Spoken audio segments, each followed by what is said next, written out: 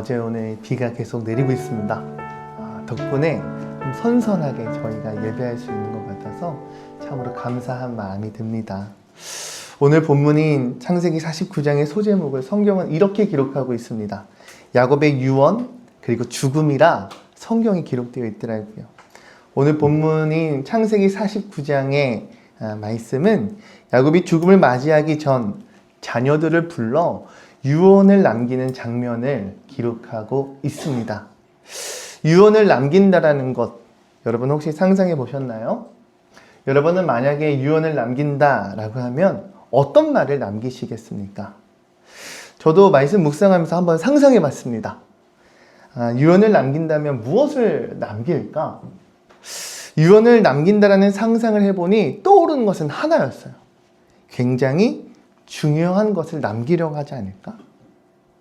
내게 있어서 중요한 것을 남길 때 누구에게 남길까? 내게 중요한 사람, 소중한 사람에게 그 마지막 유언을 남기고자 할 것 같습니다.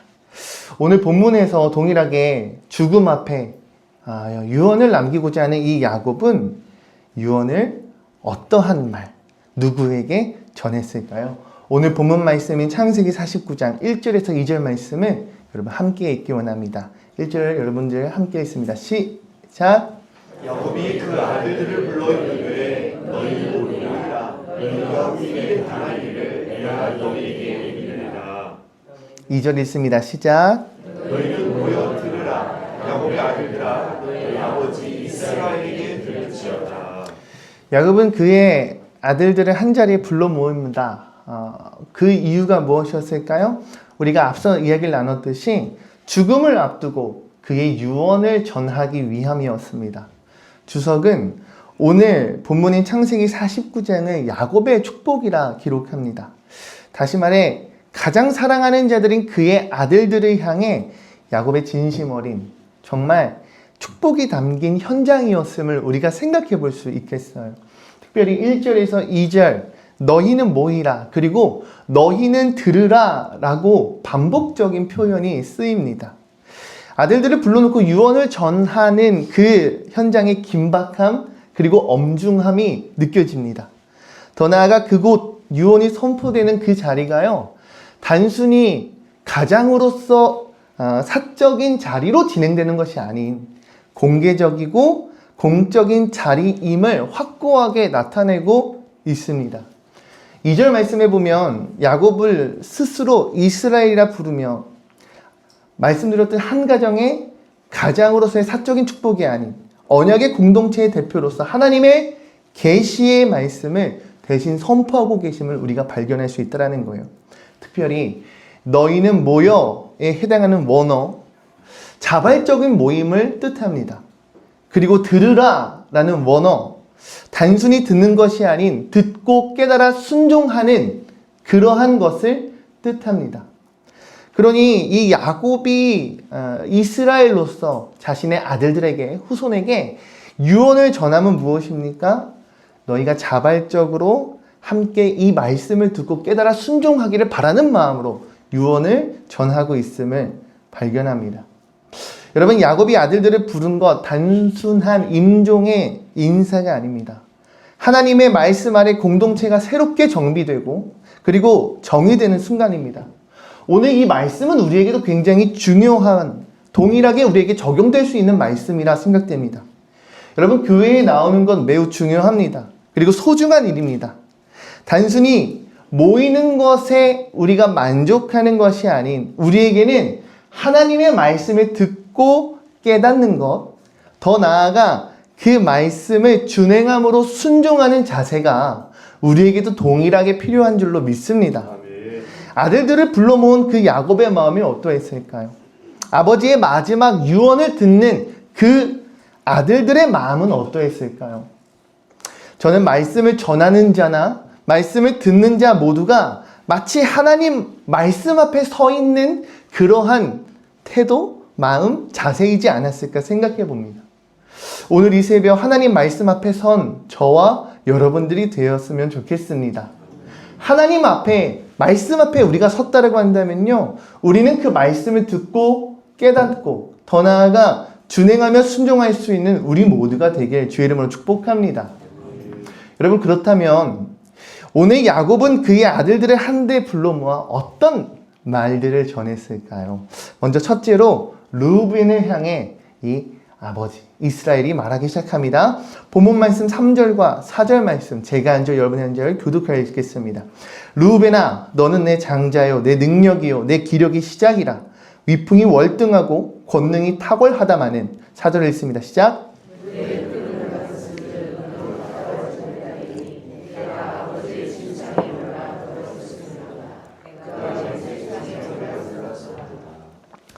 야곱의 첫 번째 말씀은 장자였던 르우벤을 향하여 선포합니다. 그런데 야곱은 르우벤을 향해 이렇게 말해요. 너는 내 장자요 내 능력이요 내 기력의 시작이라.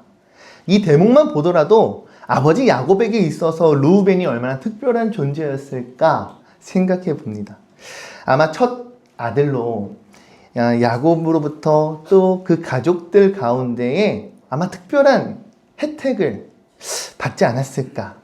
왜요? 그것이 장자가 가진 특권이니까요. 실제로 이 시대의 장자는요, 가장으로부터 정신적 그리고 사회적인 지위를 물려받습니다. 그리고 다른 형제들보다 장자는요, 아버지의 소유를 무려 2배나 더 받을 수 있었습니다. 다시 말해 장자란 그 집안을 대표하는 자였고요, 아버지의 공석을 대신할 수 있는 대리인이었습니다. 실제로 르우벤 또한 그러한 장자에 걸맞는 인물이었던 것 같아요. 3절 말씀해 보니 위풍이 월등하고 권능이 탁월했다라고 야곱이 말합니다. 하지만 이어서 야곱이 4절에 이렇게 이야기합니다. 르우벤, 너는 물의 끓음과 같다. 아버지의 침상에 올라 더럽혔다 말합니다. 여러분, 창세기 35장 22절 말씀을 보면 이와 같이 기록되어 있습니다. 이스라엘이 그 땅에 거주할 때 르우벤이 가서 그 아버지의 첩 빌하와 동침함에 이스라엘이 이를 들었더라. 아버지의 침상에 올라 더럽혔다는 것이요, 실제 아버지의 첩을 취하였다라는 것을 말하고 있어요. 이에 어떤 성경적인 의미가 담겨져 있을까요? 아버지 침상에 오르다, 아버지의 첩을 취하였다, 이런 것이요, 단순히 성적인 범죄를 저질렀다로 끝나는 것이 아닙니다. 이와 같은 일은요, 아버지의 권위, 그 가문의 질서, 그리고 그 아버지를 향한 모독의 의미가, 상징적인 의미가 다 담겨 있습니다. 더 나아가 하나님의 창조의 질서를 무너뜨리는, 어찌 보면 종교적인 신성 모독이 그 안에 담겨져 있었습니다. 그것이 르우벤을 향한 아버지의 유언이었습니다. 둘째로 야곱은 그의 아들 시몬 그리고 레위를 향해 말씀을 전합니다. 본문 말씀 5절에서 7절 말씀 함께 읽도록 합니다. 읽습니다. 시작! 시몬과 레위는 형제요 그들의 칼은 폭력의 도구로다. 내오나 그들의 모의에 상관하지 말지어다. 내 영광아 그들의 집회에 참여하지 말지어다. 그들이 그들의 분노대로 사람을 죽이고 그들의 혈기대로 수의 말줄을 끊었으리로다. 유다야, 너는 내 형제의 찬송이 될지라. 네, 6절까지 읽겠습니다. 둘째 아들 시므온 그리고 셋째 레위에 대한 선언 또한 르우벤과 다르지 않습니다. 마찬가지로 그들이 과거에 저질렀던 범죄, 그리고 그 범죄로 인한 책망과 저주로 이어집니다. 야곱이 이 두 명의 자녀를 분리하지 않고 단 한 단위로 묶어서 언급했음은 그들이 레아라고 하는 어떤 혈연 관계에 있는 것도 맞지만 무엇보다 중요한 건 그 두 명 모두 다 동일한 폭력적인 성향 그리고 그들의 행위로 함께 기억되기 때문입니다. 이들은 창세기 34장에 등장했던 여동생 디나의 수치를 갚는다는 명분 아래에 세겜 사람들을 학살했던 그 사건의 주동자였습니다. 이에 5절 말씀에 그들이 이렇게 표현해요.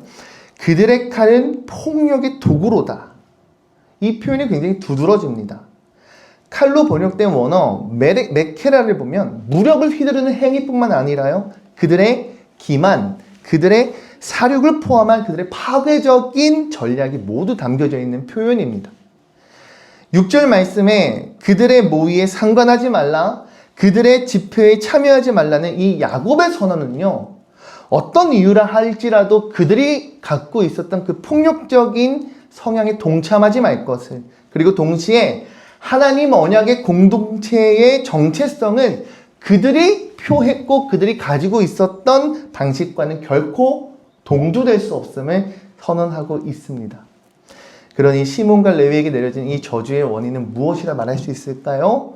결국 통제되지 않고 폭력으로 분출되었던 그들의 분노 때문이라 말할 수 있겠습니다. 마지막으로 오늘 야곱의 축복의 진정한 주인공이라 말할 수 있는 이 넷째 유다에 대해 말씀 나누고자 합니다. 본문 말씀 8절 함께 한 목소리로 읽어볼까요? 시작. 내 손이 내 원수의 목을 잡을 것이요 내 아버지의 아들들이 내 앞에 절하려다. 야곱은 유다를 향해 형제들의 찬송을 받을 자, 대적을 제압하는 승리자라고 묘사됩니다. 야곱으로부터 그 가문의 주도권이 확실하게 유다에게 확보될 것을 오늘 이 말씀은 암시하고 있습니다. 9절 말씀에는 유다를 사자 새끼로다 라면서 말씀이 선포가 되고요. 그가 이후 유다 지파로서 가지게 될 힘과 위엄 그리고 통치를 드러냅니다. 궁극적으로 10절 말씀에는 이와 같이 기록되어 있어요. 실로가 오시기까지 이 말씀과 같이 왕권이 유다를 떠나지 않으면 그 끝에는 메시아가 오실 것을 이 유언의 축복의 말씀 가운데 예언이 되고 있습니다. 더 이어서 유다를 표현하고 있는 11절, 12절 말씀에 보면 축복 중에 포도나무 그리고 포도주, 이 우유와 같은 비유는요. 이 당시에 농업과 목축업이 굉장히 발달했던 이스라엘에게 있어서는 풍요를 상징합니다. 곡식, 포도주, 올리브 기름 이런 것들은 이스라엘의 대표적인 산물이었고요. 하나님께서 주시는 풍요로운 삶, 안정된 사회를 나타내는 굉장히 대표적인 상징이었습니다.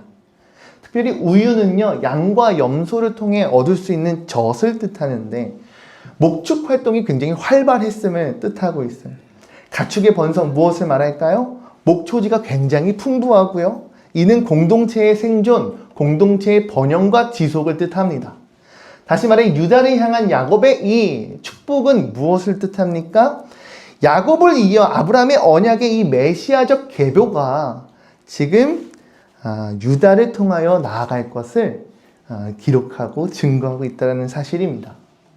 유다가 야곱으로부터 장자의 축복을 받고요. 하나님의 언약의 가문을 이어나갈 계승자가 될 수 있었던 이유가 무엇인가? 라고 묻는다면 우리는 이렇게 얘기할 수 있겠습니다. 형제를 구원하기 위해 스스로를 희생하고자 하였던 그 유다의 결단, 그 결단으로 말미암아 크게 축복받는 모습을 우리는 발견할 수 있습니다. 여러분 유다가 창세기 44장 33절에 말하죠. 그 아이를 대신하여 내가 머물러 있겠다 말합니다. 이처럼 하나님은 십자가 정신으로 행하는 이에게 복된 미래를 허락하신다는 사실을 여러분 기억하시고 믿으시길 바랍니다. 13절 15절 말씀은 우리에게 야곱의 아들 중에 스불론, 이사갈 이와 같은 이야기도 기록되어 있음을 우리는 알 수 있습니다. 결국 오늘 아들들을 향한 이 야곱의 축복은 그들을 향한 하나님의 계시의 말씀으로 앞으로 그들의 미래 가운데 반드시 이루어지고 성취되어질 말씀이 선포되어지는 현장이었다라고 말할 수 있겠어요. 그러니 오늘 야곱의 부름 앞에 나온 우리 아들들의 모습을 우리에게 적용시켜 본다면 여러분 무엇라 말할 수 있을까요? 어찌 보면 다양한 성향, 다양한 성정을 가진 그 형제들이 함께 모였던 그 모임 가운데 우리의 공동체, 더 나아가 우리 신성교회 모임이 다름 아닌 하나님의 말씀 앞에 우리가 하나됨을 이룰 수 있는 공동체, 이룰 수 있는 교회로 세워져 나가야 할 것입니다. 그러니 오늘의 말씀 제목처럼 말씀으로 묶인 공동체, 그러한 공동체가 저와 여러분들의 공동체가 되길 간절히 소망합니다. 어찌 보면 르우벤이 가지고 있었던 충동성, 시므온과 레위의 혈기, 유다의 희생, 스불론과 이사갈 등 각자가 가진 모든 성정은 달랐어요. 그들 모두 하나님의 말씀 아래 하나의 공동체로 묶이게 되는 이러한 역사. 다시 말해 그들의 다름은 갈등이 아닌 다양성이 되는 조건, 오직 하나님의 말씀이 중심이 될 때 가능함을 우리는 깨달을 수 있는 줄 믿습니다. 우리 모두 또한 하나님의 말씀 아래 우리의 공동체가 새롭게 정의되어야 할 줄로 믿어요. 그리고 그렇게 되기를 소망합니다. 매주 예배마다 혹은 매일의 우리의 이 기도회 가운데 우리가 정말 바라고 소망하고 힘써야 할 것이 무엇이겠습니까? 하나님의 말씀 앞에 우리가 정말 소집되었다고 한다면, 우리의 모임이 이루어졌다 한다면 그 말씀 앞에 설 때 우리는 온전히 우리를 새롭게 회복시키시는 하나님의 말씀 앞에 온전히 말씀을 준행함으로 순종할 수 있는 그러한 성도들이 되어야 할 줄로 믿습니다. 어떻게요? 말씀을 듣고 말씀을 깨달아 말씀을 순종함으로 준행하는 것. 할렐루야. 우리 마지막 에베소서 2장 20절에서 22절 말씀 여러분 목소리로 함께 읽습니다. 시작. 너희는 사도들과 선지자들의 터 위에 세우심을 입은 자 그리스도 예수께서 친히 보충이 되셨느니라. 그 안에서 건물마다 서로 연결하여 주 안에서 성전이 되어가고 너희도 성령 안에서 하나님이 거하실 처소가 되기 위하여 그리스도 예수 안에서 함께 지어져 가느니라. 아멘. 사도 바울은 말합니다. 진정으로 하나 되는 공동체의 모습이 어떤 것인가? 친히 예수님께서 모퉁이돌이 되사 교회의 머리가 되신 예수 그리스도로 말미암아 서로가 서로를 연결하며 한 몸으로 지어져가는 공동체. 그 공동체가 진정 하나님께서 역사하시며 하나 되는 공동체라 말합니다. 하나님 말씀으로 인하여 하나로 묶인 공동체. 우리는 모두가 사실 다른 모양, 다른 성격, 다른 성정을 가진 그런 사람들이지만 오늘 이 새벽 하나님께서 우리를 이곳 한자리에 모이게 하신 줄 믿습니다. 하나님은 야곱의 아들들이 말씀 앞에 소집되었던 것처럼 오늘 이 새벽 여러분들이 이 자리에 나오신 것 또한 하나님의 소집 그 음성 가운데 여러분들 순종하셨다 저는 믿어요. 주의 말씀 앞에서 당신은 참된 예배자 그토록 찾으시던 하나님의 기쁨 이 세상을 향한 거룩한 생명빛 되어 이 세상을 위한 구원의 소망 되어 영원한 하나님의 나라 함께 세워가리. 주의 부르심 따라 당신의 삶을 세상은 당신 안에서 주의 영광을 보게 될 것입니다. 영광 보리라. 이 세상을 이긴 주님의 군사 또한 이 세상을 섬길 주님의 손바닥 되어 영원한 하나님의 나라 함께 세워 자신을 향하여서 이 세상을 이긴 주님의 군사 되어 이 세상을 섬길 주님의 손바닥 되어 영원한 하나님의 나라 함께 세워가리. 서로를 향해서 격려의 박수 하도록 하겠습니다.